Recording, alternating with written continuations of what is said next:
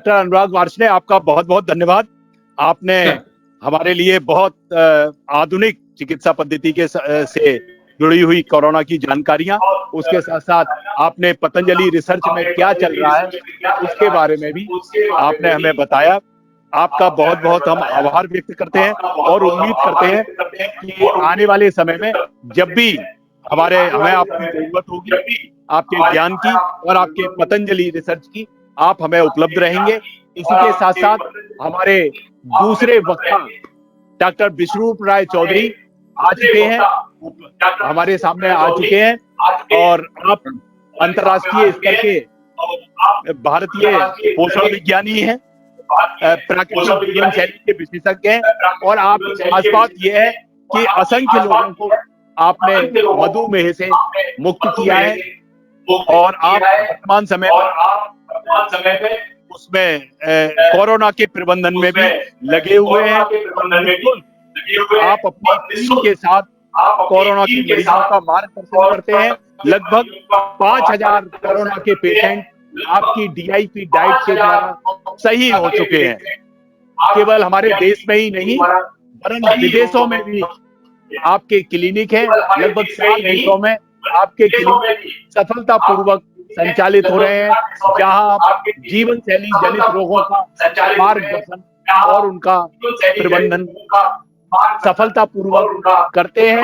आपके रोगियों की लिस्ट में भारत के वर्ग के उच्च मध्यम निम्न वर्ग के रोगियों की संख्या है, और सफलतापूर्वक आपने अनेकों रोगों का मात्र भोजन शैली DIP डिसिप्लिन इंटेलिजेंट प्लान के अनुसार आपने उपचार किया है।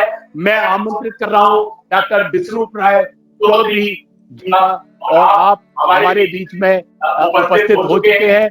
मैं उत्तराखंड विश्वविद्यालय, उत्तराखंड मुक्त विश्वविद्यालय और आर्यवर्त शोध संस्थान, इन तीनों संस्थाओं की ओर से आपका हार्दिक अभिनंदन और स्वागत करता हूं, डॉक्टर विश्वरूप राय चौधरी जी। धन्यवाद sir, it's my pleasure absolutely to be here. और आगे की प्रोसीडिंग क्या है, क्या मैं अपना लेक्चर अभी शुरू करूं?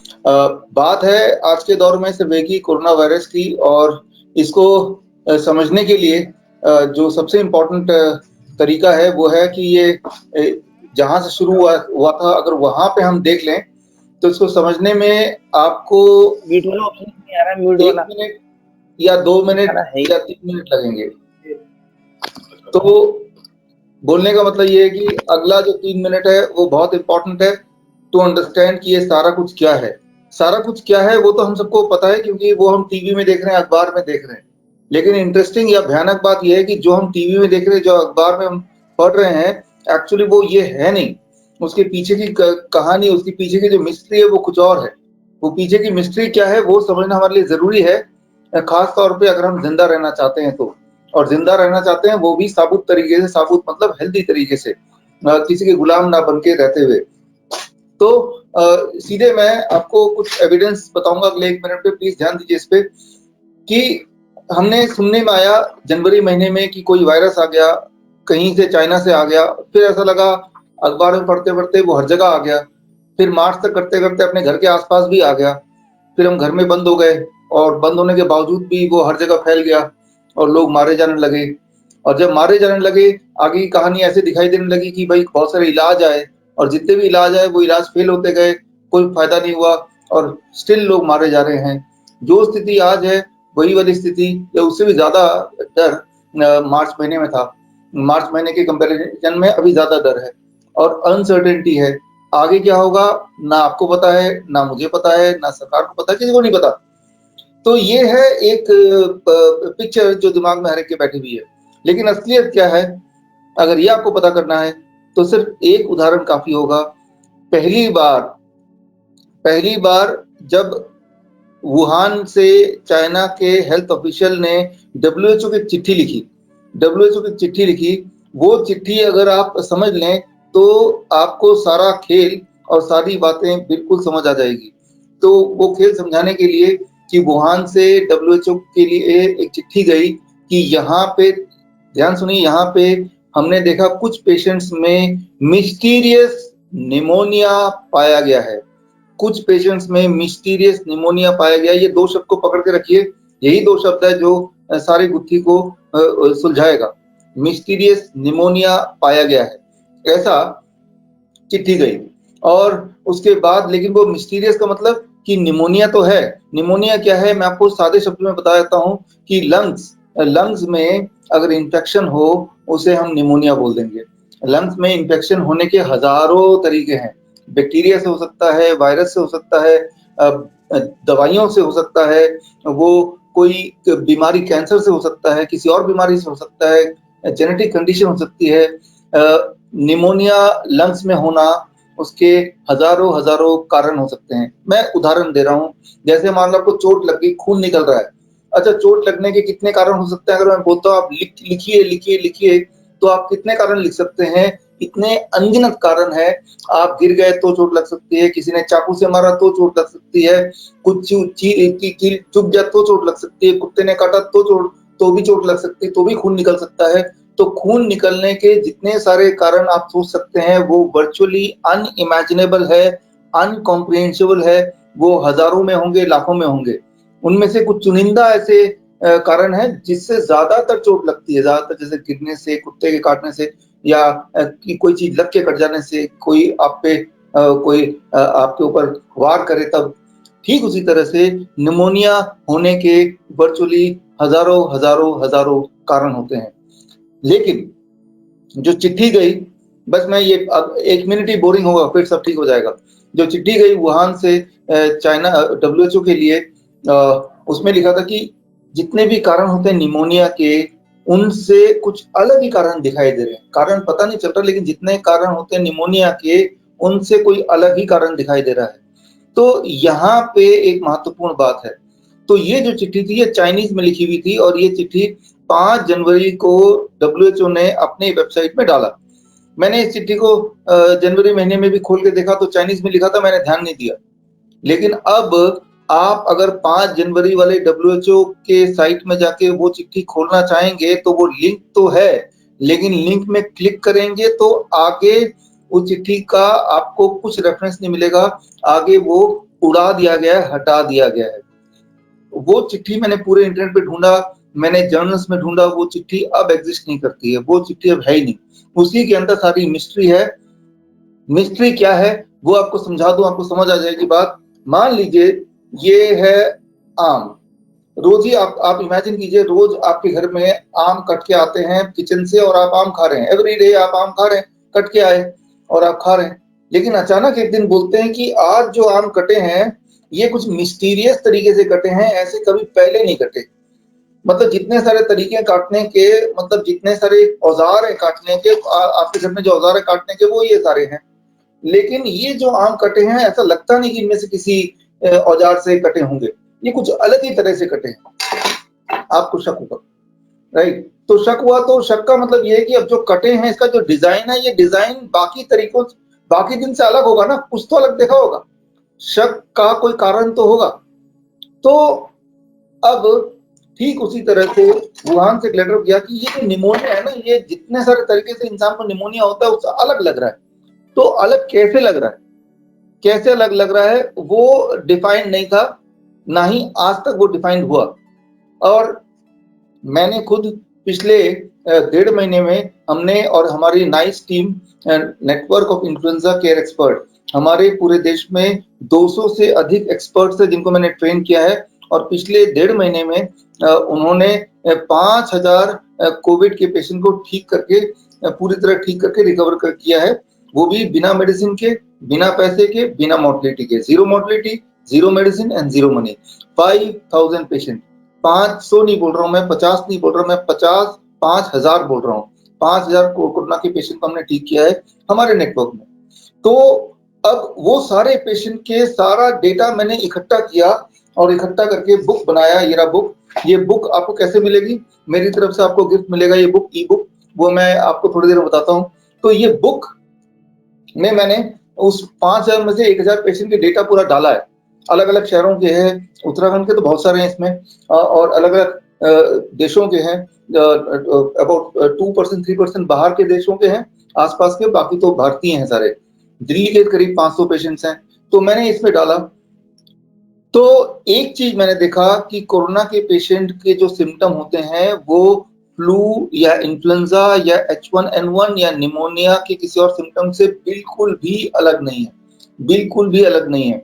अगर आप कोरोना के पेशेंट को मेरे सामने बिठा दो, 5000 पेशेंट देख लिए है, और किसी और इन्फ्लुएंजा के पेशेंट को मेरे सामने बिठा दो, मैं उनके सिम्टम देख के, उनके एक्सरे की रिपोर्ट देख के नहीं डिफरेंशिएट कर सकता कि इसमें से कोरोना वाला कौन सा है, इसमें से इन्फ्लुएंजा वाला कौन सा है, इसमें से H1N1 वाला कौन सा है, इसमें से फ्लू वाला कौन सा है, इसमें से राइनो वायरस वाला कौन सा है। मैं डिफरेंशिएट नहीं कर पाऊंगा 5000 पेशेंट देखने के बाद भी। और मैं तो क्या, दुनिया में कोई भी डिफरेंशिएट नहीं कर पाएगा। क्यों नहीं कर पाएगा? क्योंकि कोरोना के ऐसा कोई अनयूजुअल सिम्टम होता ही नहीं है जिसकी वजह से हम बोलें कि ये कोई मिस्टीरियस निमोनिया है।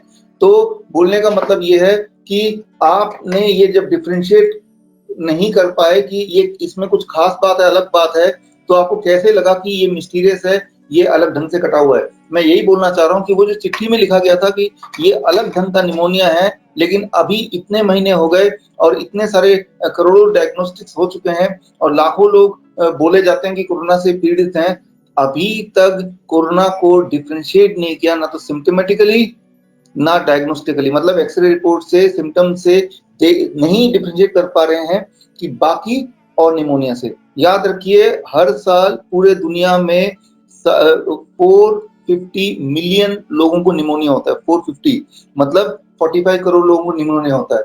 जो चिट्ठी लिखी गई वुहान से चाइना के, उसमें चिट्ठी में 44 लोग बताए, तो वो 44 लोगों को निमोनिया हुआ और वो अलग है बाकियों से, वो अलग का प्रूफ अभी तक नहीं है। एक्चुअली कोरोना का पेशेंट और बाकी पेशेंट अलग होते ही नहीं है, लेकिन तब तो उन्होंने बोला, और वो जो अलग था वही बेसिस था कि कुछ नया आया है।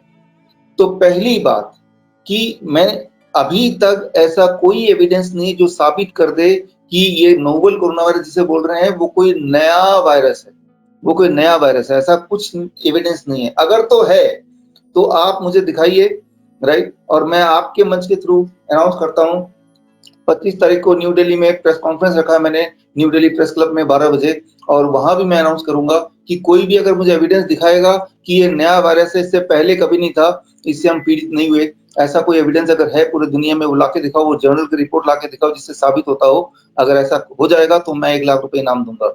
बोलने का मतलब, पहला कंक्लूजन मेरे इस लेक्चर का कि नोवेल कोरोना वायरस जो है वो नया है, दुनिया में अभी आया है, ऐसा एविडेंस अभी तक नहीं आया है। ऐसा बोल तो रहे हैं लेकिन साबित नहीं कर पाए। अगर तो आप बोलते हैं साबित कर दिया, तो आप दिखाओ वो कहाँ साबित किया है, वो कौन से जर्नल में, वो कौन सा लेख है। हाँ, सरकार अनाउंस कर रही है, अखबार में छप रहा है, but that is not an evidence. जब भी आप कटघरे में खड़े होते हैं तो अखबार में क्या छाप दिया, टीवी ने क्या बोल दिया, या चीफ मिनिस्टर या फिर फॉर दैट मैटर कोई भी प्राइम मिनिस्टर ने क्या बोल दिया, वो इंपॉर्टेंट नहीं है। इंपॉर्टेंट होता है सबूत, एविडेंस। और मेडिकल फील्ड में एविडेंस उसे माना जाता है जो मेडिकल जर्नल में आता है। तो क्या किसी जर्नल में एविडेंस बेस्ड आया कि ये वायरस पहले नहीं था, अभी आया है? एक सिंपल बात बताता हूँ, हम सबको, आपको, मुझे सालों साल हर साल फ्लू होता है एक बार। हर एडल्ट को साल में एक बार जरूर फ्लू होता है, एवरी ईयर। और 70% टाइम वो फ्लू का जो कॉज है वो नहीं पता चलता ऑन एवरेज। अच्छा, मैं 70 क्यों बोल रहा हूँ, 80 क्यों नहीं बोल रहा, 50 क्यों नहीं बोल रहा हूँ? ये सारे एविडेंसेस इस किताब में डाल दिया है, वो सारे रेफरेंसेस। तो जो मैं एग्जांपल दे रहा हूँ वो सारे रेफरेंसेस किताब में है। इसीलिए कट शॉर्ट करने के लिए रेफरेंस मैं बोलूंगा नहीं, ये एट द एंड ये बुक की कॉपी आपको मिल जाएगी, तो आप वो रेफरेंस देख सकते हैं।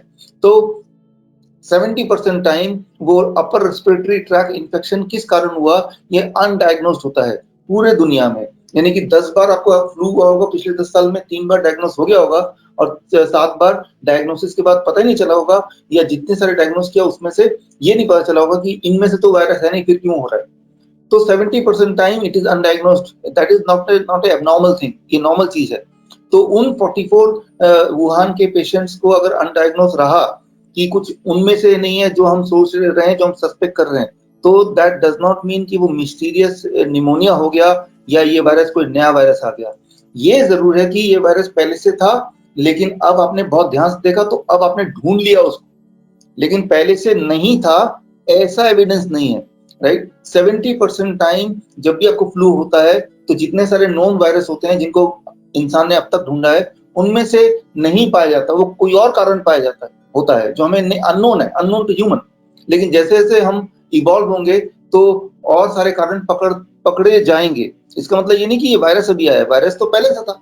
इसका मतलब पिछले साल, आज का दिन है 20 जुलाई 2020, पिछले साल 20 जुलाई 2019 को किसी को फ्लू हुआ होगा तो हो सकता है उस वक्त भी उसको नोवल कोरोना वायरस से फ्लू हुआ होगा, लेकिन तब तो आरटीपीसीआर टेस्ट इस फ्लू का था ही नहीं। तो तब वो डॉक्टर के पास गया होगा, डॉक्टर ने बोला आपको निमोनिया हो गया, आपको फ्लू हो गया और आप रेस्ट कर लो या पैरासिटामोल ले लो। जैसा आपने देखा कि इसमें लोग अपने आप ही ठीक होते हैं, तब भी वो अपने आप ठीक हो गया होगा। लेकिन अब क्या है, ओवर टेस्टिंग हो रही है। तो एक पल को मानिए, एक सेकंड के लिए मानिए कि टेस्टिंग हटा दे, आरटीपीसीआर टेस्ट किसी का टेस्ट ना करे, वो टेस्ट है ही नहीं दुनिया में। अब क्या होगा, आपको फ्लू होगा जैसे लास्ट ईयर हुआ था, उससे पिछले साल हुआ था, फ्लू होगा तो क्या करेंगे, आप घर में बैठ जाएंगे और घर में बैठने से क्या होगा, थोड़ा आराम मिलेगा, 7 दिन 8 दिन 10 दिन 12 दिन आप ठीक हो जाएंगे। दिल्ली में यही तो किया पिछले 1 महीने से कि होम क्वारंटाइन हो गए, कुछ भी इलाज नहीं कराया, एक भी इंसान नहीं मरा। हमने 5,000 लोगों को देखा, एक भी, मैंने टोटल मिला के अभी तक जितने पेशेंट को हम देख रहे हैं वो 7,500 8,000 के करीब है। लेकिन 5,000 मैं इसलिए बोल रहा हूँ क्योंकि ये लोग ठीक होके रिकवर होके जा भी चुके हैं और उनके पूरा डेटा हमने कोलेक्ट भी कर लिया है। तो कोई अगर हमें चैलेंज करता है 5,000 दिखाओ वो कौन से पेशेंट है, तो हम एटलीस्ट हम दिखा सकते हैं कि ये वो 5,000 पेशेंट, उनके नाम, उनके एड्रेस, उनकी ईमेल आईडी, वो सारे कुछ हम दिखा सकते हैं, इसलिए मैं 5,000 बोल रहा हूँ। अदरवाइज ये ज्यादा है, 7,500 8,000 लोग हैं, पेशेंट्स हैं। तो मैं ये बोलना चाह रहा हूँ कि मेरे अपने एक्सपीरियंस से मैंने देखा कि कोरोना वायरस से कोई मर नहीं सकता, अभी तक तो नहीं मरा है। और ऐसा नहीं कि कोई कोरोना वायरस का पेशेंट हम जब लेते हैं तो हम देखते हैं कि भाई ये कोमोर्बिड कंडीशन है कि नहीं, ज्यादा सीरियस पेशेंट तो नहीं है, बहुत सारी बीमारियां तो नहीं है, इसका ऑक्सीजन सेचुरेशन कितना है, ऑलरेडी फीवर बहुत ज्यादा हो रहा है तो हम नहीं लेंगे। तो ऐसा नहीं देखते, कितना मर्जी सीरियस हम बोलते हैं वो जिंदा है तो हम लेना है। इसके बावजूद भी अभी भी एक भी नहीं मरा, मुझे लगता नहीं कोई मरेगा, क्योंकि ऐसा कोई फ्लू नहीं है, सिंपल फ्लू है। जैसे खांसी जुकाम से कोई मर नहीं सकता, किसी को खांसी जुकाम है, बाई चांस उस वक्त उसको हार्ट अटैक आ जाए तो उसे खांसी से मरना बोलेंगे या हार्ट अटैक से मरना बोलेंगे। अब एक आखिरी बात इस पार्ट का मैं बताता हूँ, सारी पोल खुल जाएगी जब पहला, आप सिर्फ इतना ढूंढिए इंटरनेट में, जो पहला इंसान जो मरा था कोरोना वायरस से वो था 9 जनवरी को।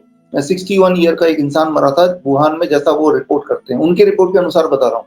असलियत में क्या है वो तो जो वो रिपोर्ट कर रहे हैं मैं उसी को लेके चल रहा हूँ। वुहान से रिपोर्ट आया 9 जनवरी को 61 ईयर्स का एक male died of suspected corona virus, की कोई नई चीज से मरा है, कोई नया बीमारी से मरा है ऐसा।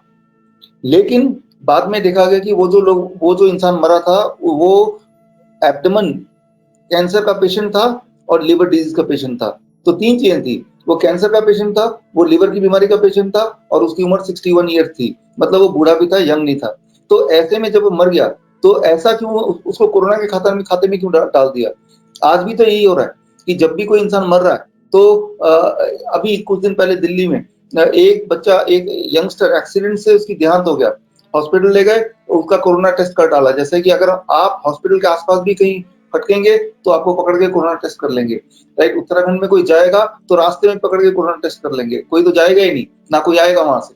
तो ठीक इसी तरह से उस डेड बॉडी का, जो एक्सीडेंट से जिसकी डेथ हो गई, हॉस्पिटल ले गए, उसका टेस्ट कराया, कोरोना पॉजिटिव निकला, तो डेथ सर्टिफिकेट में आ गया he died of corona virus. अब आप ही बताइए, वो एक्सीडेंट से डेथ हुआ लेकिन उसको कोरोना वायरस लिख दिया गया, इसका मतलब कि साइंस या हमारे यहाँ की मेडिकल जो अथॉरिटीज ये सोचती है कि कोरोना वायरस जो दिमाग के अंदर था, बॉडी के अंदर था, उसने उसको मजबूर किया कि वो एक्सीडेंट हो जाए, धक्का देके उसको बस के नीचे डाल दिया, अब वो मर गया, इसलिए कारण हमने कोरोना वायरस लिख दिया। तो बोलने का मतलब है कि भारत में जो 25,000 डेथ बता रहे हैं, या मैं तो फिगर अब देखता भी नहीं हूँ कि वो जितने भी डेथ बता रहे हैं वो death are they the real corona death, या अभी आईसीएमआर का जो गाइडलाइन आया था 2 महीने पहले, वो गाइडलाइन में ये था कि किसी का कोरोना पॉजिटिव पाया गया तो चाहे डेथ का कारण कुछ भी हो, उसको कोरोना डेथ लिखना है। किसी का टेस्ट ना हुआ लेकिन डेथ होते वक्त अगर ब्रीदिंग डिफिकल्टी हो रही थी लास्ट मोमेंट में, या कार्डियक इंजरी हो, तो भी कोरोना डेथ लिखना है। और अगर कोरोना नेगेटिव आए डेथ के समय, डेथ के बाद, तो लेकिन ब्रीदिंग डिफिकल्टी थी आखिर तक, या कार्डियक इंजरी थी, तब भी कोरोना डेथ ही लिखना है। यानी कोरोना नेगेटिव आने के बावजूद भी कोरोना टेस्ट लिखना है अगर ब्रीथिंग डिफिकल्टी या फिर जिसे एआरडीएस बोलते हैं, एक्यूट रेस्पिरेटरी डिस्ट्रेस सिंड्रोम बोलते हैं, या फिर जैसे कार्डियक इंजरी हो उसे भी कोरोना टेस्ट लिखना है, चाहे फिर कोरोना नेगेटिव ही क्यों ना है। आप बताइए दुनिया में कौन सा ऐसा आदमी है जिसके मरते वक्त उसकी ब्रीथिंग डिफिकल्टी ना हो और हार्ट ना रुके। जब भी कोई मरता है हमें कैसे पता चल गया मरता है, दो ही चीजें होती हैं, सांसें रुक जाती है और दिल रुक जाता है। तो इन्हीं दोनों को पैरामीटर बना दिया कि ये दोनों पैरामीटर होगा तो कोरोना टेस्ट लिखना है। तो बोलने का मतलब है कि भारत में 100% लोग आज के बाद जितने भी लोग मरेंगे या मर रहे हैं, they are actually dying of corona virus. या तो कोई मरेगा ही नहीं या तो कोरोना वायरस से ही मरेगा। इसीलिए आंकड़े बढ़ते जा रहे हैं। तो ये रियल आंकड़े नहीं है। रियल आंकड़े कैसे पता चलेंगे? रियल आंकड़े पता करने के साइंस के पास दो तरीके। पहला तरीका इसे कहते हैं ऑटोप्सी। ऑटोप्सी जब भी कराया पूरी दुनिया में, स्पेन में कराया, जर्मनी में कराया, बुल्गारिया में कराया, फ्रांस में कराया, जिनको सस्पेक्टेड कोरोना डेथ माना जा रहा था उन पे थोड़े-थोड़े ऑटोप्सी करके देखे और ये पाया गया कि कोरोना वायरस का नामो निशान नहीं है, उनके मरने के कारण कुछ और पाए गए, मरने के कारण कुछ और पाए गए। डब्ल्यूएचओ ने सख्त मना किया कि कोई भी कोरोना वायरस के पेशेंट को ऑटोप्सी नहीं करेगा, राइट? क्योंकि ऑटोप्सी करेगा तो पोल खुल जाएगी। इसलिए भारत में देखिए 25,000 डेथ हो गए, लेकिन एक का भी ऑटोप्सी नहीं किया। अरे ऑटोप्सी करके देख तो लो कि भाई मरे कैसे हैं। अब बोलते हैं कि ऑटोप्सी इसलिए नहीं करेंगे क्योंकि ये जो डेड बॉडी होता है कोरोना वायरस का, ये डेड बॉडी बहुत इन्फेक्शियस होता है।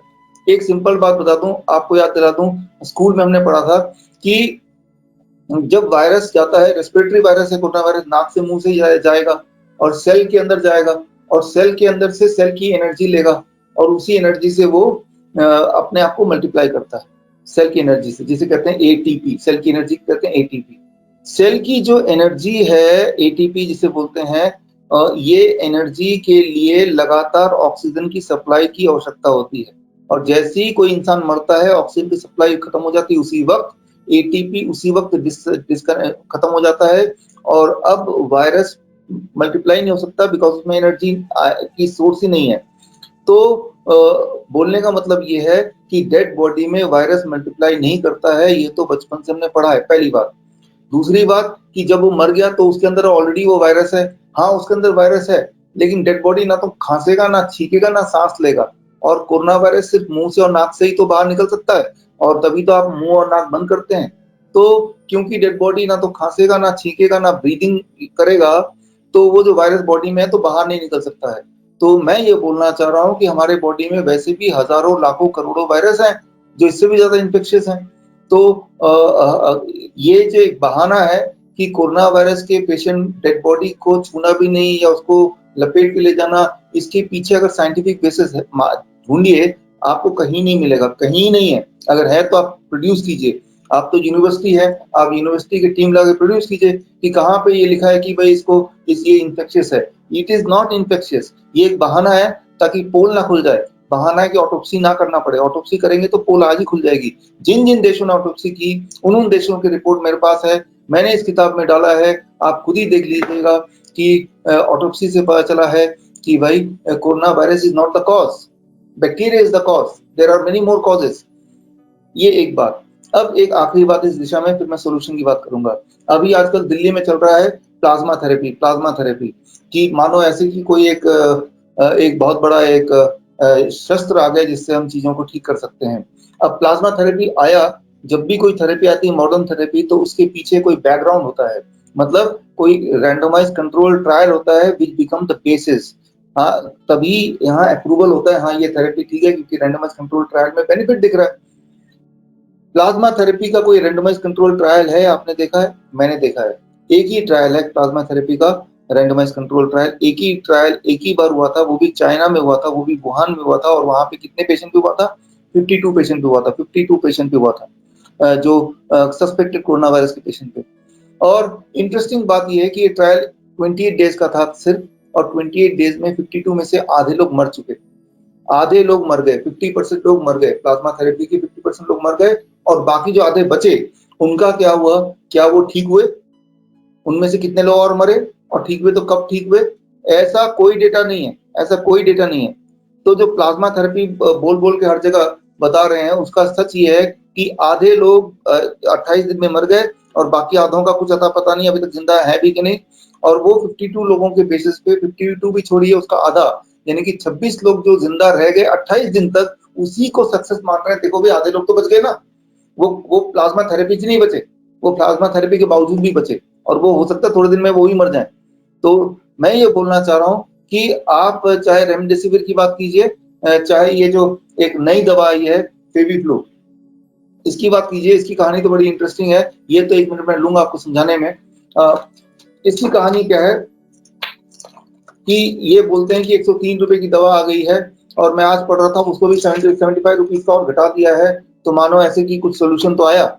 लेकिन 103 या 75 रुपीज का एक गोली है, और ऐसे 7-8 पत्ते आपको निगलने होंगे, गटकने होंगे, हजम करने होंगे, यानी कि 20-25 हजार का ये पूरा पैकेज है, राइट। इसका अगर देखें डोज कितना देना है तो 20-25,000 का डोजेज है, तब जाके ये कुछ असर करेगा, ऐसा ये बोलता है।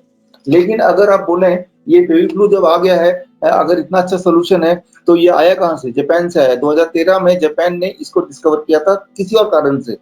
तो जापान जिसने लॉकडाउन नहीं लगाया, जापान एक ऐसा देश है जिसने लॉकडाउन ही नहीं लगाया, तो ऐसे देश में की दवाई खुद वो देश क्यों नहीं अपना रहा है? और ये इसका जो मालिक है वो जापान के जो प्राइम मिनिस्टर का दोस्त है, खास दोस्त, ऑफिशियली, अनऑफिशियली नहीं बोल रहा हूँ, ऑफिशियली अखबारों में आता है, राइट। तो अपने दोस्त का दवाई अपने ही देश में, जबकि देश में लॉकडाउन भी नहीं था कोरोना वायरस फैलने के बावजूद भी, वो तो अपने देश में नहीं अप्लाई कर रहे हैं। भारत में कैसे लागू हो गया? यूएस में नहीं है, यूके में नहीं है, दुनिया में कहीं भी नहीं है, इंडिया में क्यों है ये, राइट? इंडिया में कैसे लागू हो गया? इंडियन को कैसे प्रभाव देगा? इसके भी रेंडमाइज कंट्रोल ट्रायल होंगे। हाँ, रेंडमाइज कंट्रोल ट्रायल है, इसके भी कुछ नतीजे होंगे। हाँ है, और वो नतीजे मैंने जापान के ministry of health and welfare, family welfare के बुकलेट निकाला 2013 का, जब ये लॉन्च हुआ था, जब ये डिस्कवर हुआ था। ये पूरा ये है 172 पेजेस का है, इसका लिंक भी मैं आपको दे दूंगा। इसको मैंने पढ़ा पेज नंबर 56 में इसके, और ये पहले पहले इसको कुत्तों के बच्चों को दिया गया, 12 कुत्तों के बच्चों को दिया गया, और उसमें से 9 बच्चे ये देने के बाद विद इन 1 मंथ मर गए। फिर ये 3 बंदर को ट्राई किया गया, 3 में से एक बंदर 1 महीने में मर गया, और उसके बाद इसको चूहों को दिया गया। चूहों को जब दिया तो वो चूहों में जो मेल थे वो इनफर्टाइल हो गए, इंपोर्टेंट हो गए, और जो फीमेल थे वो बांझ बन गए, यानी कि बच्चा पैदा करने की क्षमता उनकी खत्म हो गई। तो इन सारे ट्रायल के नतीजों के बाद इसको कंपेयर किया न्यूयॉर्क टाइम्स ने, 6 मई वाला अखबार आप देखेंगे 2020, इसको कंपेयर किया, इस दवाई को कंपेयर किया विद एक और दवाई है जिसे कहते हैं थैलिडोमाइड। थैलिडोमाइड 1950s में दवाई आई थी, और उस दवाई के बाद जो लेडीज जिनको दिया गया था वो बांझ बन गए थे, यानी कि 1,24,000 बच्चे स्टिल बॉर्न पैदा हुए, मरे हुए पैदा हुए, और करीब 24-23 हजार बच्चे जो पैदा हुए जिंदा, उनकी किसी के हाथ नहीं, किसी के पैर नहीं, किसी की एक ही आंख है, वो लोग आज भी जिंदा हैं, आज वो बड़े हो गए, बूढ़े हो गए हैं। थैलिडोमाइड, तो ऐसी दवाइयों की एक श्रेणी होती है जिसे कहते हैं टेरेटोजेनिक ड्रग। टेरेटोजेनिक ड्रग का मतलब ये ड्रग लेने से आप तो छोड़िए, आपके आने वाले वंश में भी साइड इफेक्ट ट्रांसफर होगा। तो इस ड्रग के अंदर जो लीफलेट दिया हुआ है, उस लीफलेट में लिखा हुआ है कि ये जो दवाई है ये टेरेटोजेनिक ड्रग है, उसको खाने से आपके आने वाले जनरेशन में भी जेनेटिक डिफेक्ट आ सकता है। लेकिन अगर आप ये लेते हैं तो साथ में एक फॉर्म है, इसके अंदर ये फॉर्म भरना पड़ेगा, और इस फॉर्म में ये लिखना पड़ेगा कि मैंने समझ लिया कि इसमें बहुत सारे साइड इफेक्ट हैं, और अगर मुझे कुछ हो जाएगा, मैं मर भी जाऊंगा, तो मैं ही जिम्मेवार हूँ, और ये साइन करेंगे आप, राइट। और साइन करके इसमें ये भी लिखा है कि अगर जो भी कुछ मेरे साथ होगा या मेरे आगे बच्चों को होगा, वो जो डेटा है वो डेटा ये कंपनी यूज कर सकती है अपने रिसर्च के लिए।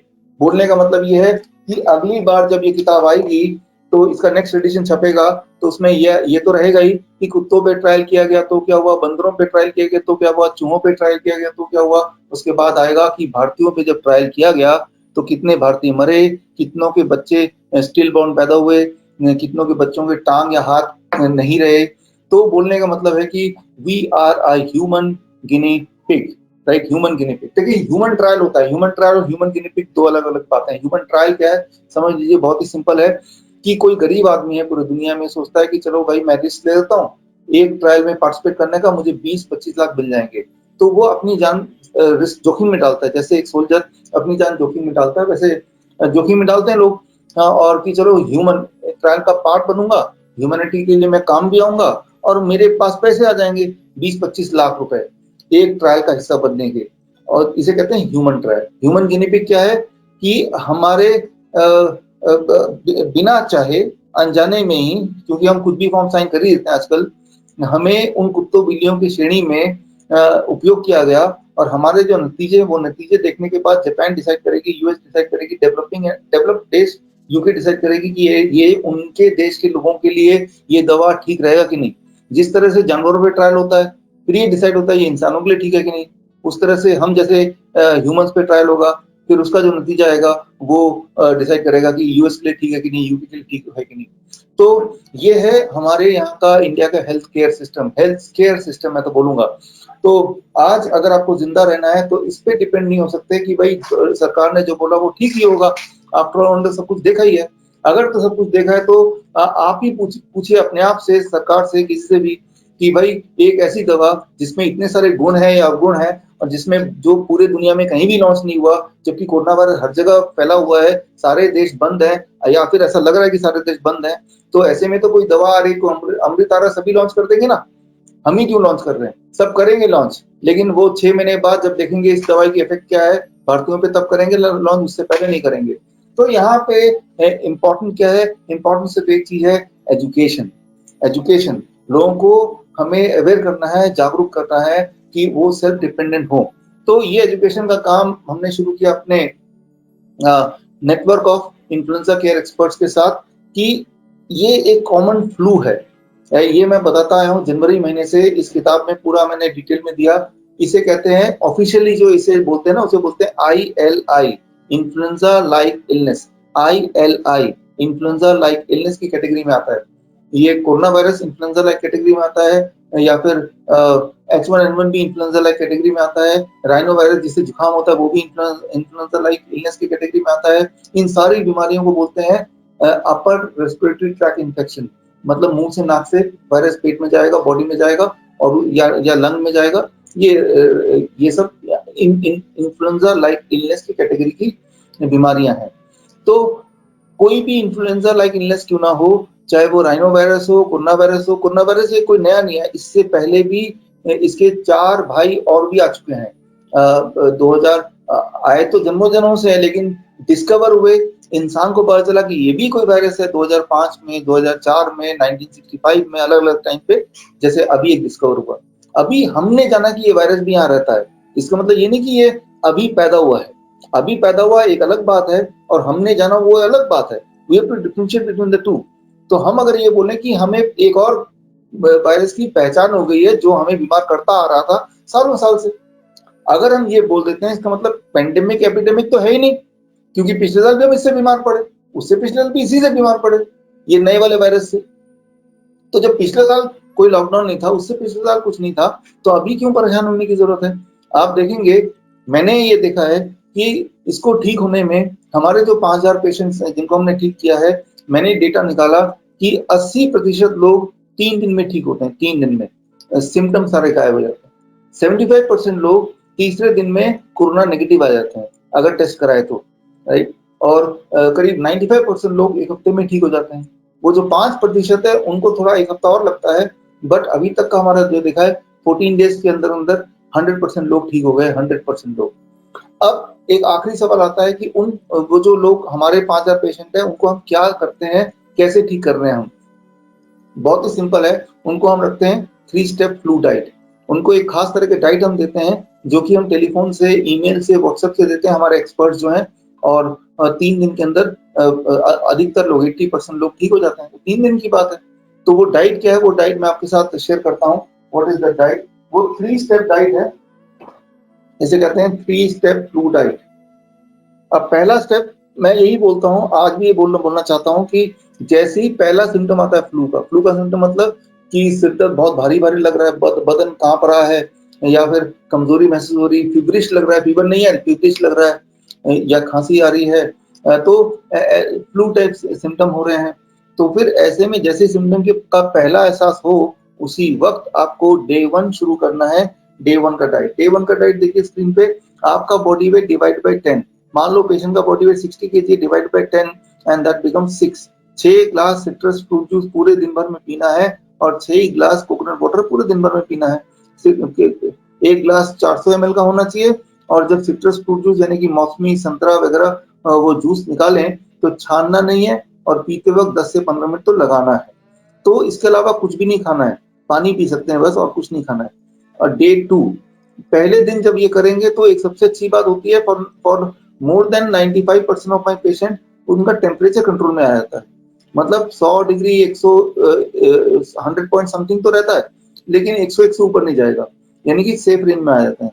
तो ये हम अचीव करते हैं इन द फर्स्ट 24 आवर्स। अब डे 2 का डाइट देखिए, दूसरे दिन पे आ गए तो दूसरे दिन बॉडी एक है या खांसी है, उन सबको भी एड्रेस करना है, तो फॉर्मूला चेंज कर दिया, बॉडी वेट डिवाइड बाय 20। मान लीजिए मेरा बॉडी वेट या पेशेंट का बॉडी वेट 60 केजी है, divide by 20 that become 3 glasses of coconut water and 3 glasses of citrus fruit juice in the whole day. और साथ ही में एक और फॉर्मूला देखिए, बॉडी वेट इनटू 5।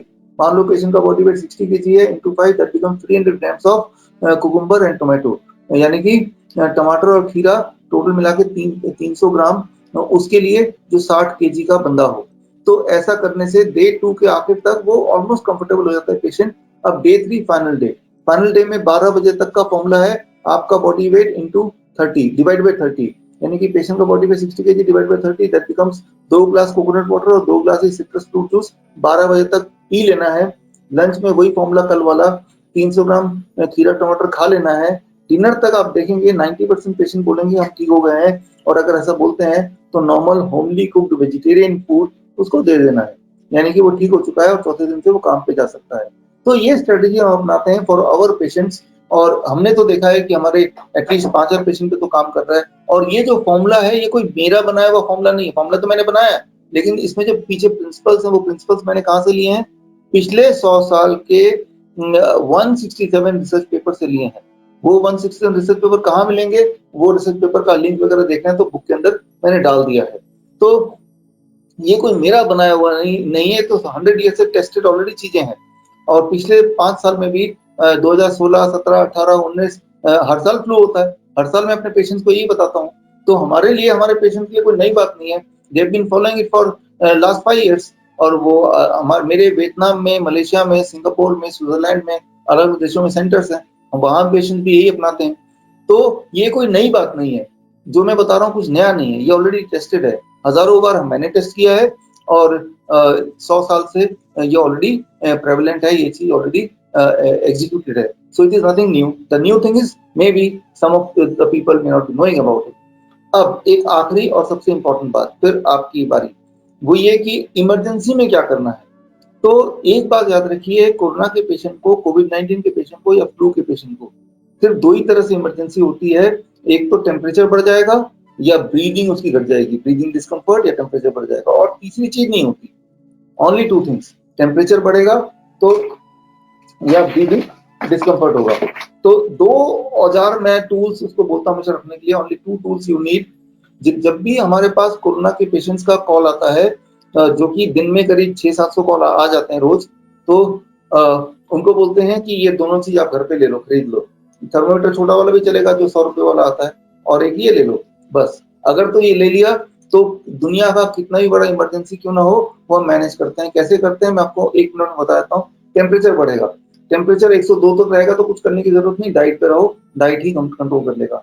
102 से ऊपर जैसे ही जाएगा तो गीली पट्टी, बर्फ वाले पानी में 4 टॉवल लगा देते हैं, और वो एक टॉवल को इधर लगा दिया और 2 टॉवल को काफ, पैरों के काफ के ऊपर चारों तरफ लपेट दिया, और एक पंखा लिया बड़ा सा, पंखे को उससे हवा जा रही है पैरों के ऊपर, ताकि टॉवल की जो ठंडक है वो और स्किन के अंदर जाए।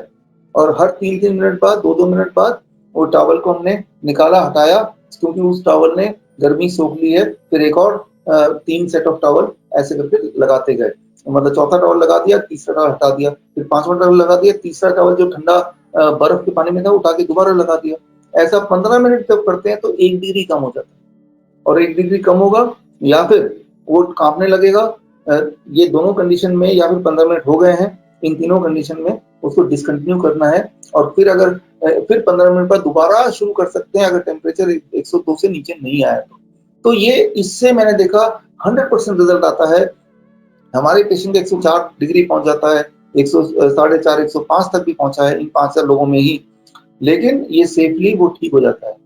याद रखिए कि अगर पैरासिटामोल कोई लेता है उससे टेम्परेचर नीचे आता है, लेकिन उसमें जो ब्रेन सीजर होने के चांसेस कम नहीं होते हैं। ऐसा कोई एविडेंस नहीं जिसमें ये एविडेंस बताया हो कि पैरासिटामोल लेने से उसके सीजर पड़ने के चांसेस घटेंगे या उसके मरने के चांसेस घटेंगे।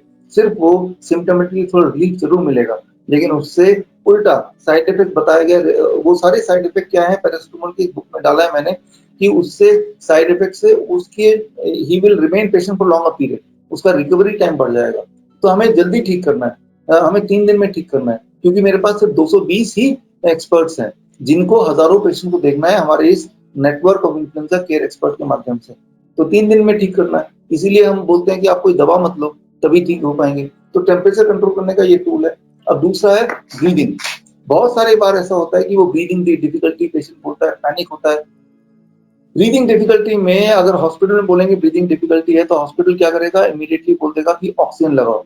देखिए ऑक्सीजन दुनिया का सबसे बड़ा फ्रॉड मैं मानता हूँ। वो इसलिए, एक बात याद रखिए आप, सिंपल बात आप याद रखिए हमेशा, कि जो ऑक्सीजन हमारा जो बॉडी है, it is not design for oxygen. हमारा बॉडी डिजाइन ही नहीं ऑक्सीजन के लिए। मान लो आपको डीजल की गाड़ी है और उसमें मैं पेट्रोल डाल दूं, क्या वो चलेगा? हालांकि पेट्रोल महंगा आता है, लेकिन आप बोलेंगे नहीं भाई पेट्रोल मत डालो, my car is design not for petrol, not for petrol, is design for diesel. Similarly हमारी जो नाक है, हमारा लंग्स है, it is design for air not oxygen. Air, air में 21% ऑक्सीजन होता है, बाकी कुछ और होता है, नाइट्रोजन एक्सेट्रा। तो हम प्योर ऑक्सीजन देंगे तो उसका मतलब कुछ ऐसा ही है कि आप अपनी गाड़ी में जेट फ्यूल दे रहे हैं, हवाई जहाज फ्यूल दे रहे हैं। वो बड़ा महंगा है, बहुत ही प्योर है, लेकिन उससे गाड़ी अच्छी नहीं चलेगी, रुकी जाएगी। तो ये बात हमें समझना होगा कि हमें लगता है कि ऑक्सीजन का मतलब भगवान, ऑक्सीजन भगवान ठीक है, लेकिन प्योर ऑक्सीजन नहीं चाहिए हमें, जिस तरह से हमें जेट फ्यूल नहीं चाहिए। तो हमें क्या करना होगा? अगर किसी भी पेशेंट को ब्रीथिंग डिफिकल्टी है तो वेरी वेरी सिंपल, उसको ये देखिए, ये छोटा सा फैन आपके घर में होगा या 200 रुपए का फैन आता है, राइट?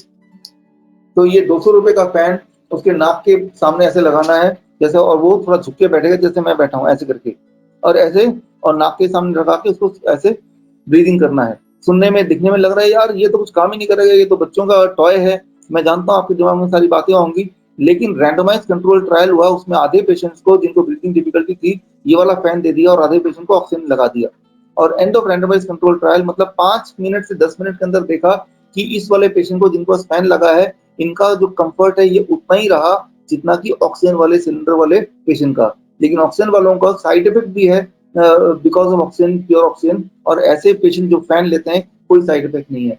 यानी कि जो ऑक्सीजन सिलेंडर काम करता है हॉस्पिटल में, वही वाला काम ये कर देगा, हर बार करेगा। हम अपने पेशेंट को बोलते हैं जिनके कोई हिस्ट्री रही हो ब्रीथिंग डिफिकल्टी के, उनके पेरेंट्स, उनके फैमिली मेंबर को बोलते हैं कि आप जल्दी से जाके ये खरीद के रख लेना, और ब्रीथिंग डिफिकल्टी हो तो हमें बताना।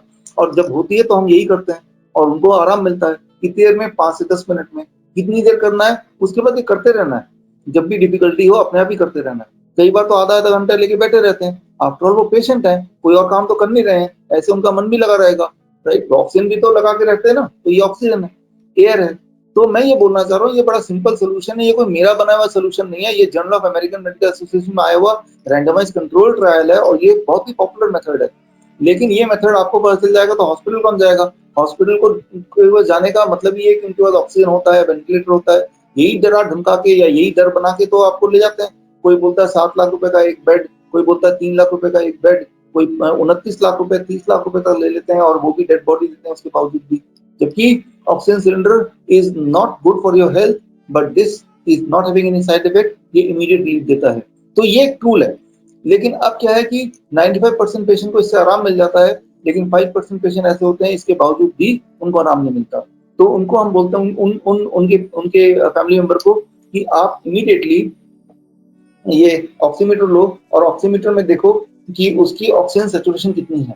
हम ऑक्सीजन सैचुरेशन नहीं बोलते, हम बोलते हैं कि ये लो और वीडियो व्हाट्सएप में आ जाओ, और व्हाट्सएप में आके आप मुझे इसमें रीडिंग दिखाओ। और रीडिंग अगर 88% से नीचे रहता है, if the reading is less than 88%, तो फिर हम समझ जाते हैं कि अब इससे बात बनेगी नहीं, इससे बात नहीं बनेगी। अब तो इसको वेंटिलेटर चाहिए, वेंटिलेटर चाहिए।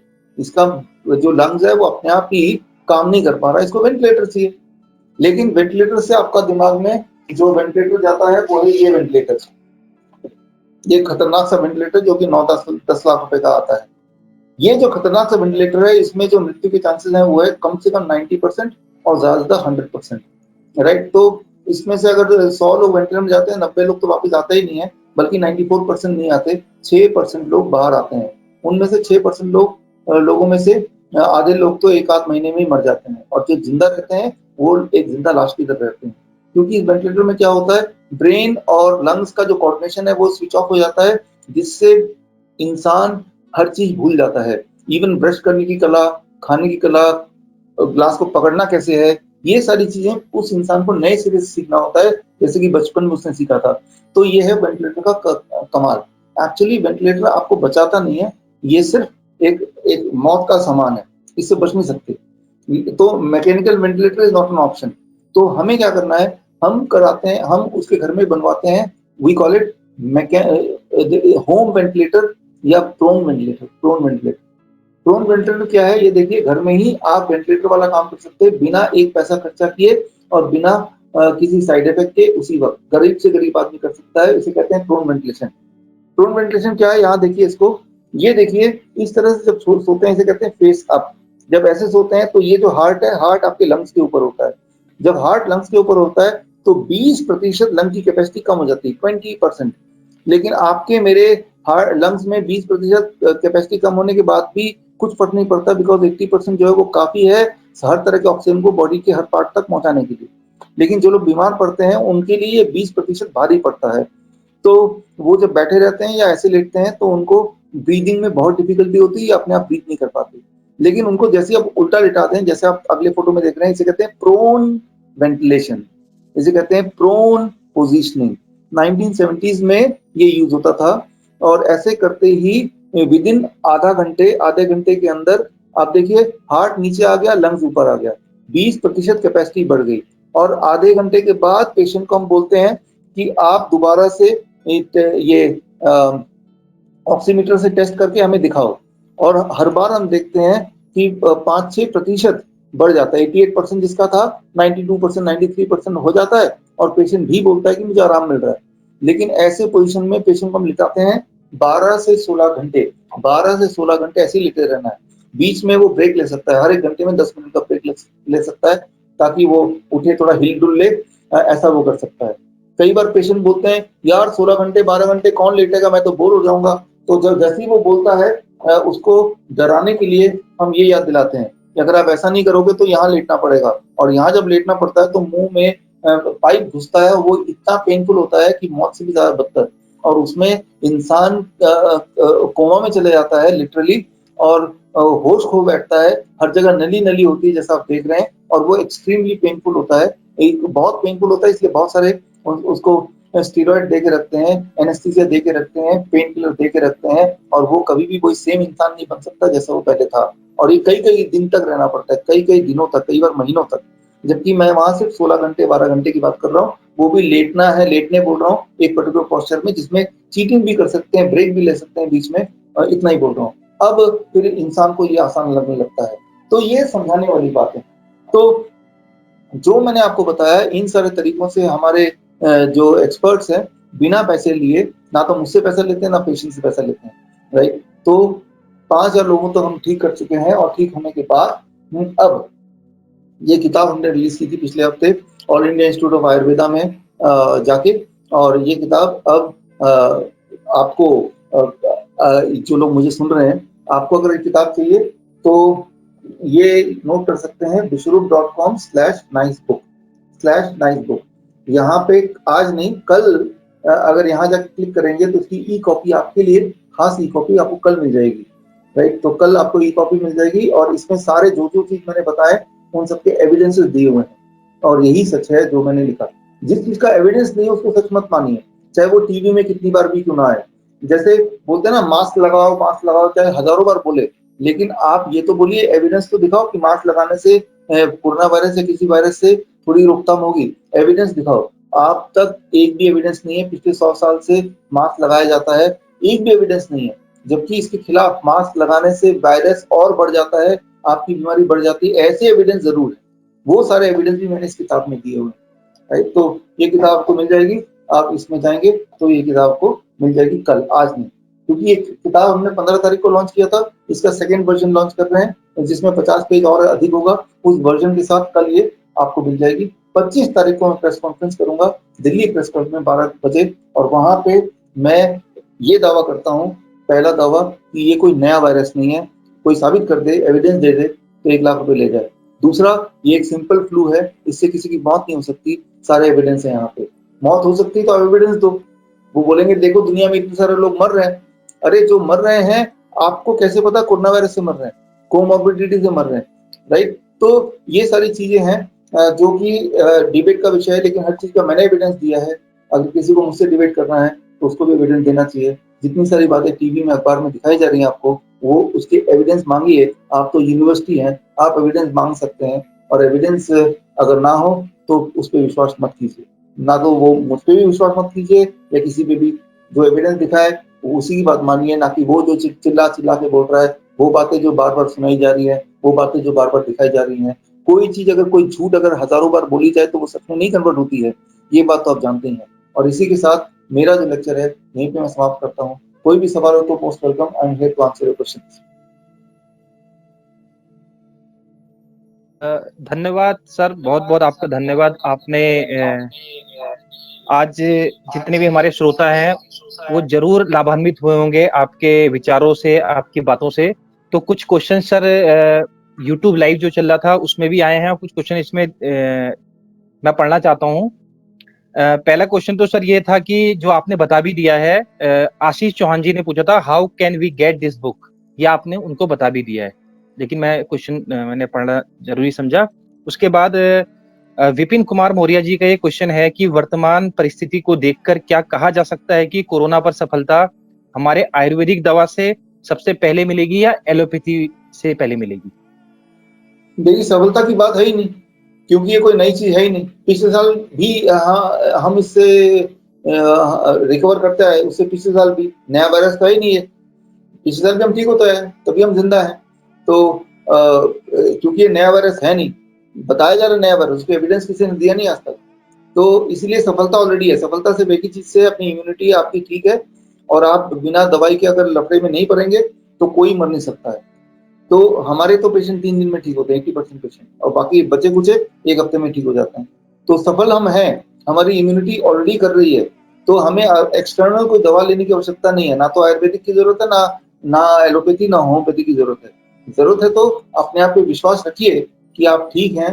छोटा मोटा जो जुकाम होता है बचपन से अभी तक, तो क्या आप पूछते हैं कौन सी चीज से सफल होंगे, आयुर्वेद से, होम्योपैथी से? नहीं, क्योंकि हम एक छोटा बच्चा, हम 1 हफ्ते, 1 महीने में, सॉरी 1 साल में 6-7 बार उसको जुकाम होता है, 6-7 बार फ्लू भी होता है, लेकिन वो अपने आप ठीक होता है। तभी हम जिंदा हैं, तभी हम बड़े हो पाए हैं।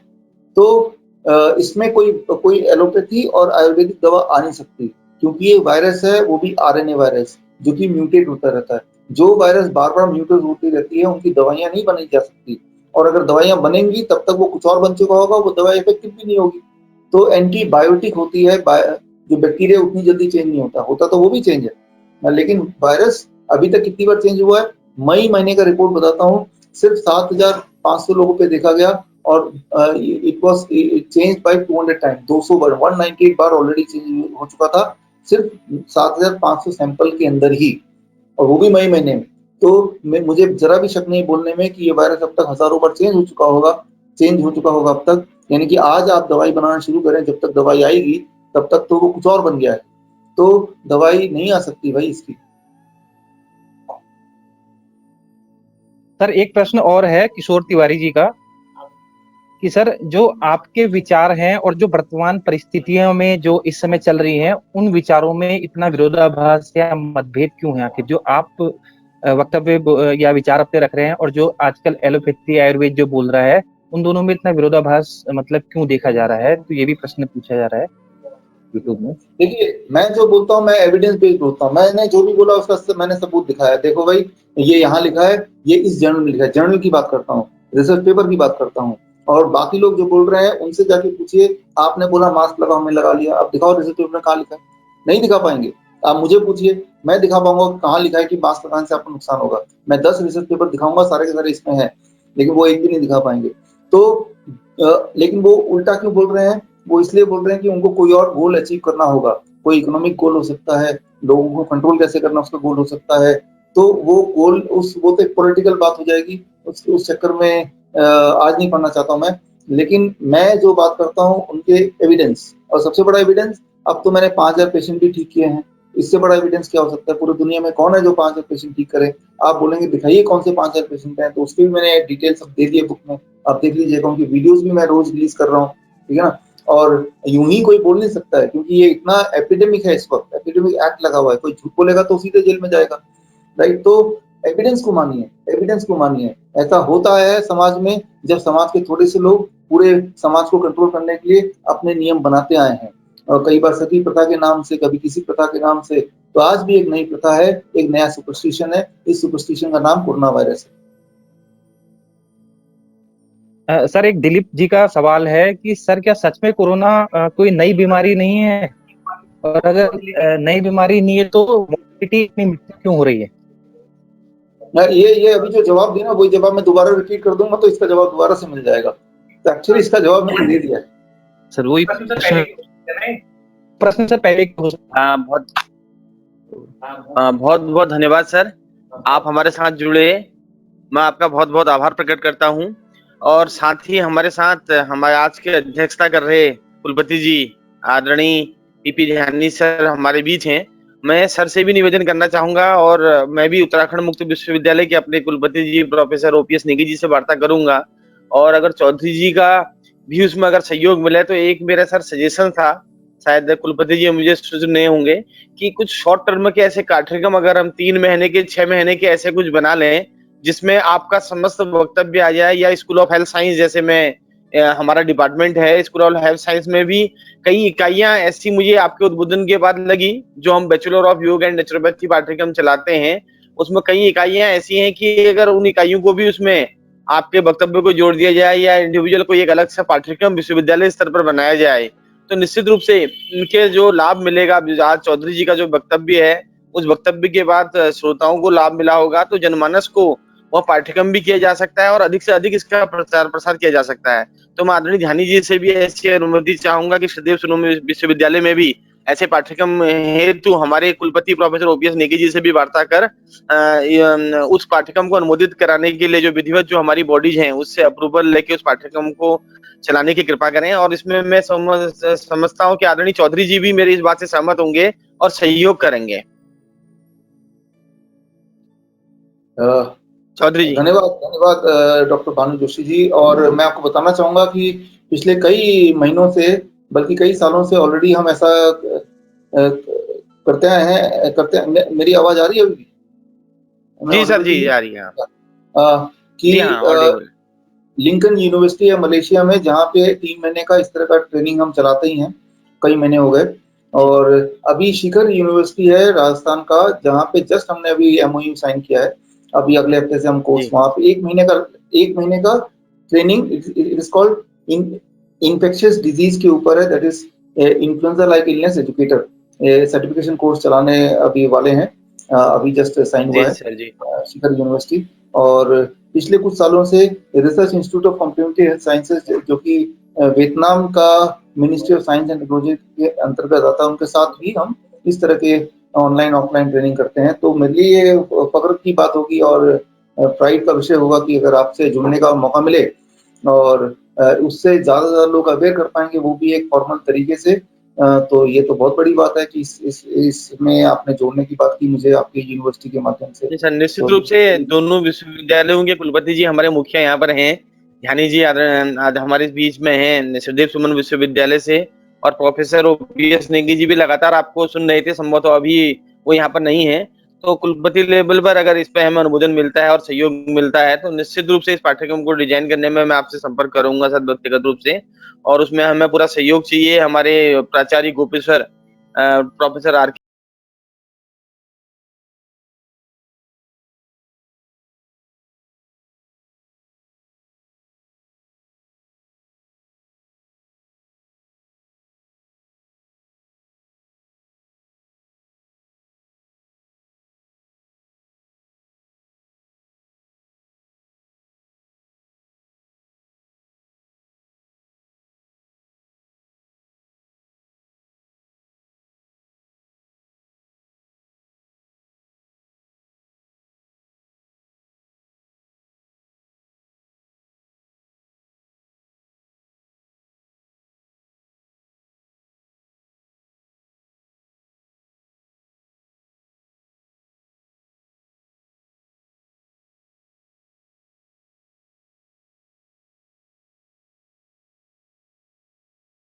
वो एक ही था, और इतना सारगर्भित और इस प्रकार से बहुत ही इनोवेटिव वे में जो आप लोगों ने बोला, तो निश्चित है हमारी जितने भी पार्टिसिपेंट्स हैं उनको लाभ हुआ होगा।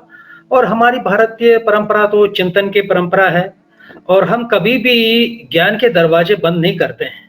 अगर चौधरी जी जो कह रहे हैं, देखिए एक चीज बहुत अच्छी है, अपने आचार्य जी ने कहा कि देखिए हमारे यहाँ हमें भारतीय मेडिसिनल जो थेरेपी है, ट्रीटमेंट की टेक्निक्स है, उनको हमें विश्व तक लेके जाना है।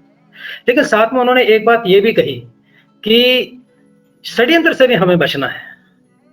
तो ये षड्यंत्र क्या है? अब देखिए अपने चौधरी जी ने जो अपनी यहाँ पर रिसर्च पेश की है, प्रस्तुत की है, उन्होंने अमेरिकन जर्नल्स को रेफर किया है। तो और वो that whole research is again based on naturopathy. इस ढंग की चीजें उन्होंने निकाली है। लेकिन अगर चौधरी जी कहते हैं ठीक है, मैंने मेडिसिनल जो ये जो रिसर्च जर्नल्स हैं वहां से मैंने निकाला है, अमेरिकन जर्नल्स मैंने रेफर किए और इस प्रकार से ये है, आपने अकॉर्डिंग टू वेट दिस ऐसा करना है, या कोकोनट लेना है, या सिट्रस फ्रूट का जूस पीना है और आप ठीक हो जाएंगे। तो हमारे जनमानस में आज की तारीख में एक वर्ग ऐसा है, वो उसको ऑथेंटिकेट मानेगा।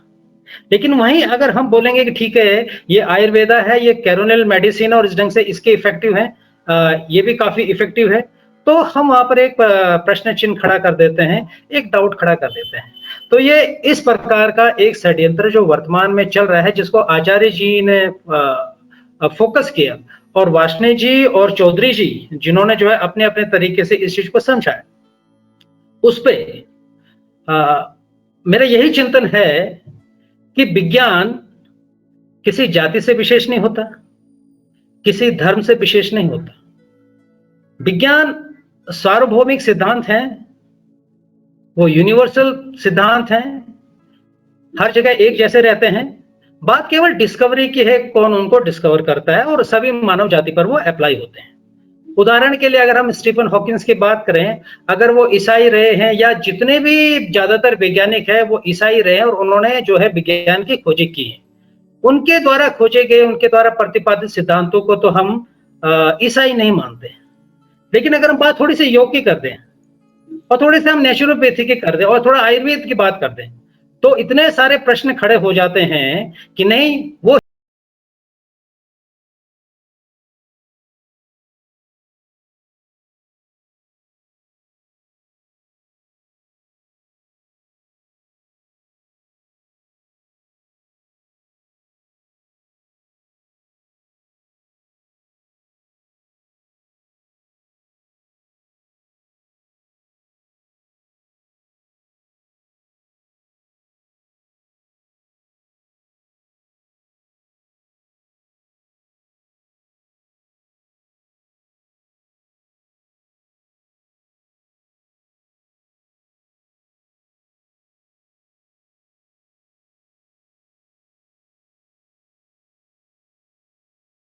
एक्सपेरिमेंट होता है, मैटर की एक्सपेरिमेंट करता है, तो वहां पर मैटर है।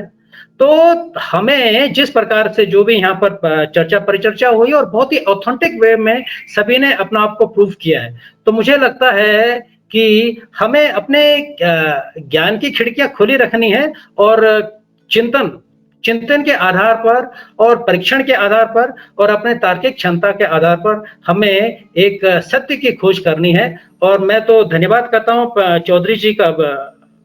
चौधरी जी के संबंध में अभी पिछली बार प्रोफेसर आर के गुप्ता जी और हम बैठे थे तो काफी चर्चा हुई थी, और आज उन्होंने जिस प्रकार से ये वक्तव्य अपना दिया है, तो ये बहुत ही अद्भुत है। और मैं भी जो है इस पर एकदम ऐसा मैंने कभी सोचा नहीं कि जिस प्रकार से उन्होंने बहुत ही इजी वे में अपनी बात कह दी है। और अब तो ऐसा लग रहा है कि जिस प्रकार से उन्होंने कोरोना की बात कही है, तो मैं इस कोरोना को कंपेयर करना चाहूंगा जिस प्रकार से उत्तराखंड में माइग्रेशन की बात हुई है। भाई उत्तराखंड का आयोग कह रहा है कि माइग्रेशन कहीं उत्तराखंड में है ही, 70% माइग्रेशन तो उत्तराखंड के अंदर है ही। तो इस प्रकार से कोरोना नाम की कोई चीज जो है कोई नई चीज है ही नहीं, ये तो ऑलरेडी यहाँ पर प्रेजेंट है। उसके बाद अगर हम माइग्रेशन के ऊपर कॉन्फ्रेंस कर रहे थे, हम कह रहे थे कि भाई अरे भाई प्लान आएगी कह रहा था कि जो भी माइग्रेशन के लोग आए हैं वो 60% कह रहे हैं हम तो चले जाएंगे जैसे ही ये समाप्त हो जाएगा। तो अब और हम बात कर रहे थे उनके जो है उनके रोजगार की। अरे जब सब 40-60% चले ही जाएंगे तो फिर बात ही क्या है, किसके रोजगार की हमने बात करनी है। तो मुझे विश्वरूप चौधरी, डॉक्टर चौधरी जी की बातों से मैं भी काफी तरीके गहराई से इत्तेफाक रखता हूं, और इस पर हमारा ये दायित्व है यूनिवर्सिटी लेवल पर, जितने पे हमारे पीपी ध्यानी सर यहाँ पर हैं, ओपीएस नेगी सर यहाँ पर होंगे, और भी यूनिवर्सिटीज के जो, क्योंकि हम अकादमिक जगत के लोग और हमसे सभी जितने भी लोग जुड़े हैं अकादमिक जगत के, हमें इसके ऊपर अपनी ओर से भी रिसर्च कंडक्ट करनी चाहिए। और जोशी जी ने जो कहा है वो बिल्कुल हमें जो है आर्यभट्ट शोध संस्थान के अंतर्गत या अलग डिपार्टमेंट उत्तराखंड ओपन यूनिवर्सिटी के अंतर्गत हमें जरूर चौधरी जी के साथ में मिलकर ऐसा पाठ्यक्रम डेवलप करना चाहिए। वर्तमान के लिए इतना ही, धन्यवाद। बहुत बहुत धन्यवाद। आपने अपना उद्बोधन हमको दिया, और मैं चौधरी जी को बताना भी चाहूंगा और समस्त दर्शकों को बताना चाहूंगा, लगभग 1200 के आसपास हमारे रजिस्ट्रेशन हुए, उसमें लगभग 600 लोग हमारे साथ जुड़े हुए हैं जो ऑनलाइन यहाँ पर हैं, और बाकी फेसबुक पेज तो हम ओपन नहीं कर पाए। कल हम कोशिश करेंगे कि उसमें हम ओपन हो जाएं, और इसकी एक रिकॉर्डिंग रहेगी, उस रिकॉर्डिंग को हम आप लोगों को शेयर करेंगे यूट्यूब के माध्यम से। तो टोटल लगभग 1200 के आसपास लोगों तक हमारा आज का वक्तव्य चौधरी जी का उद्बोधन गया हुआ है, हमारे अलग एक्सपर्ट का उद्बोधन गया हुआ है। तो अंत में मैं ज्यादा समय न लेते हुए अध्यक्षीय उद्बोधन हेतु आदरणीय कुलपति जी प्रोफेसर पीपी ध्यानी सर को सादर आमंत्रित करता हूं कि आप अध्यक्षीय उद्बोधन देकर हमें कृतार्थ करें। आदरणीय ध्यानी जी। नमस्कार। जी सर, नमस्कार। सबसे पहले तो जो मुझे कार्यक्रम भेजा गया आपके द्वारा, उसमें मुझे नहीं लग रहा था कि मुझे अध्यक्षीय उद्बोधन करना था। सर आप जुड़े रहे और आपका आशीर्वाद, आप लगातार हमारे साथ जुड़े थे, तो हमें जिस प्रकार अध्यक्ष कार्यक्रम में रहते हैं तो हमें लगा कि हमारे मुखिया हमारे साथ जुड़े हुए हैं, और कुछ समय तक ओपीएस नेगी जी भी जुड़े थे, तो उससे हमें भी आत्मबल मिला और हमारे दर्शकों को भी लाभ मिला। सर नहीं, आपका कहना ठीक है, लेकिन जो कार्यक्रम कल मेरे पास आया है उसमें आपने मेरी भूमिका मुख्य अतिथि का स्वागत करने के लिए थी, और मैं यही मान के मुझे जाना था। पर लेकिन आज दो महान प्रकांड विद्वान सामने थे, डॉक्टर वार्ष्णेय और डॉक्टर चौधरी जी, तो इसलिए मैं बीच बीच में इन व्याख्यानों को सुनने जरूर उपस्थित हुआ। लेकिन आपने मुझे कहा है तो मैं अपने विचार जरूर व्यक्त। साथियों, आज एक सबसे महत्वपूर्ण बात मुझे जो लगी कि दो व्याख्यानों को हमने बड़े सावधानी और बड़े गौर पूर्वक सुना, डॉक्टर वार्ष्णेय जी का और डॉक्टर चौधरी जी का। अधिकतर होता ये है कि जब हम वेबिनार करते हैं या कोई संगोष्ठी करते हैं तो एक पक्ष के ही अनुसार चलते हैं। आज दो बातें बड़ी क्लियर हुई, हमें नए आयाम मिल गए, और उसके लिए जो प्रवक्ताओं का आपने चयन किया, हमारे आयोजकों ने, उनका मैं साधुवाद करता हूं कि उन्होंने बहुत ही अच्छा चयन वक्ताओं का किया। दुनिया में ये सब सुनने के बाद 3 आयाम पर अभी डिबेट चल रहा है। पहला आयाम है कि ये जो कोरोना वायरस है ये मैन मेड है या नेचुरल है, इस पर भी दुनिया में डिबेट चल रहा है। दूसरा डिबेट चल रहा है, दुनिया में ये बातें हो रही है कि वैक्सीन डेवलपमेंट, और जल्दी से जल्दी वैक्सीन आ जाए और इससे हमें निजात मिल जाए। और तीसरा डिबेट चल रहा है, ये जो कुछ हो रहा है एविडेंस बेस्ड, कहां पर हमारे पास सबूत है कि एविडेंसेस कहां है कि ये एक नया वायरस है। ये 3 आयाम, अगर डॉक्टर चौधरी मुझसे सहमत हो तो मैं ये बात कह रहा हूं।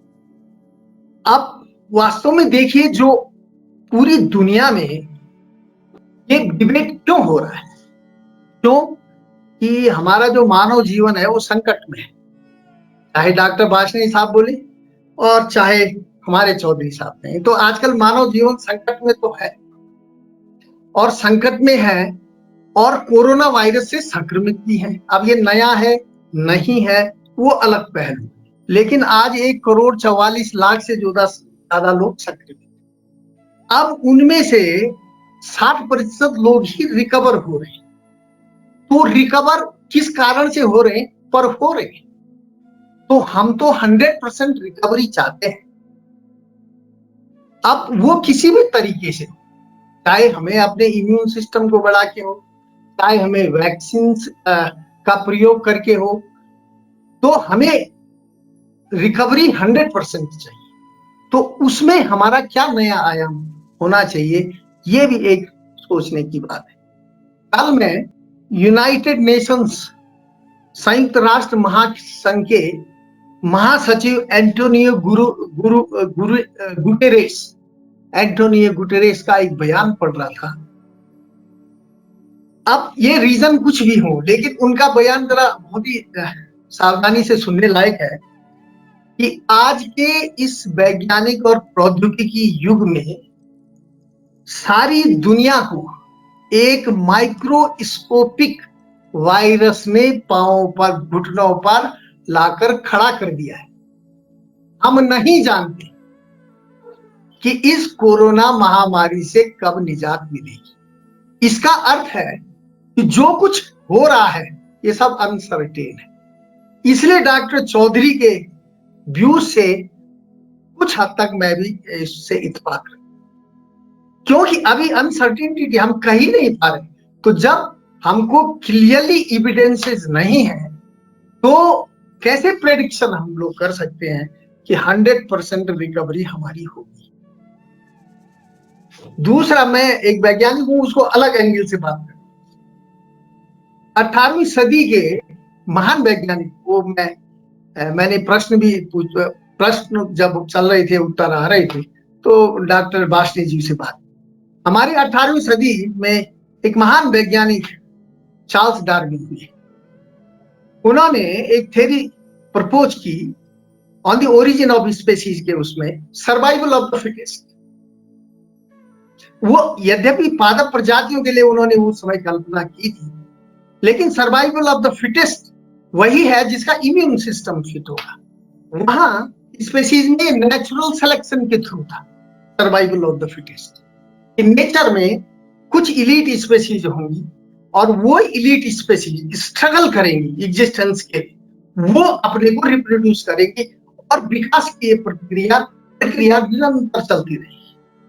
लेकिन हमारे बायोलॉजिकल सिस्टम में भी वही है कि सर्वाइवल ऑफ द फिटेस्ट, जिसका इम्यून सिस्टम स्ट्रांग होगा, मजबूत होगा, वो फिट होगा तो वो विकास की प्रक्रिया में आगे बढ़ता रहेगा। अब वो फिट कैसे होगा, इस पे 3 नए आयाम है इस महामारी के संदर्भ। दवाइयों से होगा, हमारे अपने ओन सिस्टम से, बिना दवाइयों से होगा। अल्टीमेटली हमको आज इस जो मानव जीवन संकट है, इसको 100% रिकवरी में लाना ही होगा। क्योंकि अभी तक आप एविडेंसेस देखें तो अधिकतर जितनी भी बीमारियां हैं, जिनको हमने बीमारी कहा है, उनसे हमारे पास ट्रीटमेंट के साधन मिले हैं। तो मुख्य उद्देश्य जो ही है, लेकिन जो व्याख्यान आज हमने सुने उससे हमें बहुत लाभान्वित हुए। इसलिए मैं अपने दोनों वक्ताओं का अभिनंदन करता हूं, पुनः अभिनंदन करता हूं, उनका धन्यवाद ज्ञापित करता हूं कि उन्होंने अपने ज्ञान से हम लोगों को लाभान्वित किया।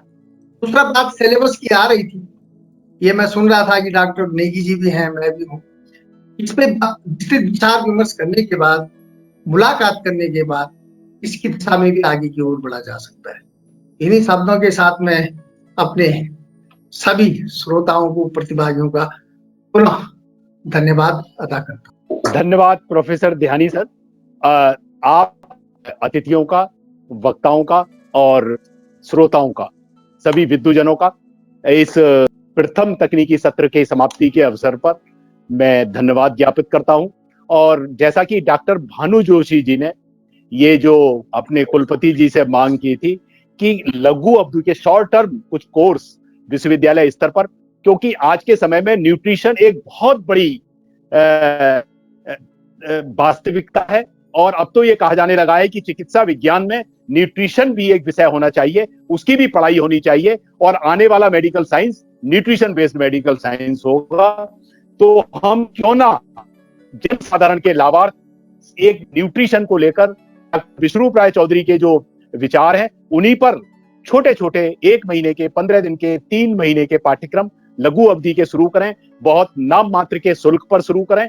तो ऐसा मुझे उम्मीद है कि ये हमारे दोनों विश्वविद्यालय इस दिशा में पहल करेंगे। इसी अपेक्षाओं के साथ, इसी शुभकामनाओं के साथ मैं अपने आज के हमारे विशिष्ट वक्ता डॉक्टर विश्वरूप राय चौधरी और दूसरे वक्ता डॉक्टर अनुराग वार्ष्णेय, हमारे मुख्य अतिथि आचार्य बालकिशन जी, मैं उन सब का और सभी अतिथियों का और विशेषकर अपने माननीय कुलपति सर का, कि जिन्होंने हमारा उत्साहवर्धन किया, पूरे समय हमारे वेबिनार में रहे। और जबकि कुलपति जी का कहना था कि उन्हें गवर्नर हाउस में कुछ कहाँ रहे आवश्यक, वो संभवतः ना रह पाए, लेकिन आपने उतने व्यस्ततम अपने शेड्यूल में हमारे बीच आकर हमारे वेबिनार को गरिमा प्रदान की, एक स्तर प्रदान किया। उसी के साथ साथ मैं आप सबके आभार व्यक्त करने के साथ साथ इस प्रथम तकनीकी सत्र की समाप्ति की घोषणा करता हूं, और उसके साथ कल हम सही 10 बजे पुनः द्वितीय तकनीकी सत्र पर मिलेंगे। आप लोगों का बहुत बहुत धन्यवाद।